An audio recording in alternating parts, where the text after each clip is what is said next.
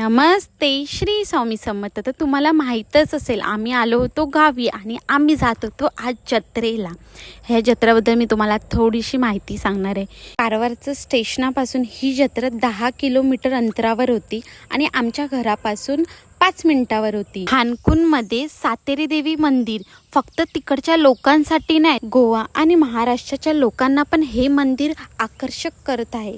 ह्या मंदिराचे वैशिष्ट्य म्हणजे वर्षभरात हे भाद्रपद महिन्यात एका आठवड्यासाठी उघडतं. या आठवड्यात हा उत्सव साजरा केला जातो. या मंदिराचा इतिहास असा आहे की सुमारे 300 वर्षापूर्वी सातेरी देवीने हानकुन येथे मानवी रूपात जन्म घेतला होता. तिकडची लोक सातेरी देवाला आदरणीय मानायची.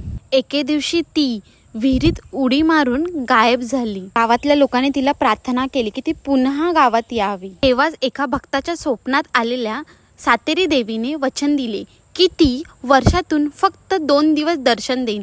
तेव्हा त्यांनी तिला कमीत कमी 1 आठवड्यासाठी राहण्याची होकार दिली. अशा प्रकारे हा उत्सव दरवर्षी गणेश चतुर्थीच्या 4थ्या दिवशी 1 आठवड्यासाठी साजरा केला जातो. उत्सवाच्या पहिल्या दिवशी मध्यरात्री मंदिर उघडले जाते आणि 7व्या दिवशी मध्यरात्री बंद केले जाते. मंदिराची व्यवस्थापना गाव समिती करते. मंदिरात आता गर्भगृह, अर्धमंडप आणि मुखमंडप असलेली आकर्षक रचना आहे. आता मंदिराच्या व्यवस्थापनेने मंदिराच्या विरुद्ध बाजूला एक नवीन सभागृह बांधलेला आहे जिथे महाप्रसाद वाटला जातो.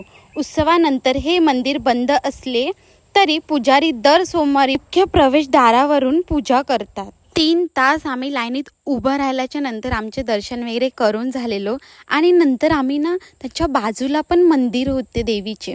आम्ही तिथे पण पाया पडून आलो आणि नंतर आम्ही ना गेलो महाप्रसाद खायला आणि महाप्रसाद ना संपला होता. पण आम्ही बोललो चला तरी जाऊया, जे काय असेल ते खाऊन येऊया प्रसाद म्हणून. मग आता गणू आणि आम्ही जात होतो आणि इथे आम्हाला खीर खायला भेटली आणि आम्ही 2-2 वाटी खाल्ले कारण आम्ही जेवून नाही गेलेलो ना आणि आम्ही जसं लेटच निघालेलो 12 वाजता. पण आम्हाला वाटलं तिकडे जेवण भेटेल. आम्ही तिथून निघालो आणि नंतर गणू मला अजून एक मंदिरात घेऊन गेला. ते पण हानकुनमध्येच येतं आणि ते आता न्यू झालंय.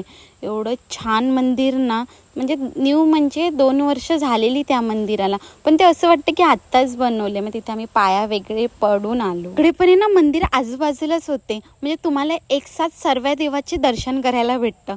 खूप छान होतं मंदिर आणि तिकडचं सीन तर बाप रे, पावसामुळे तर त्या सीनला अजून छान लागले होते. श्री सातेरी देवी प्रसन्न. तर भेटूया आपण नेक्स्ट ब्लॉगमध्ये. बाय.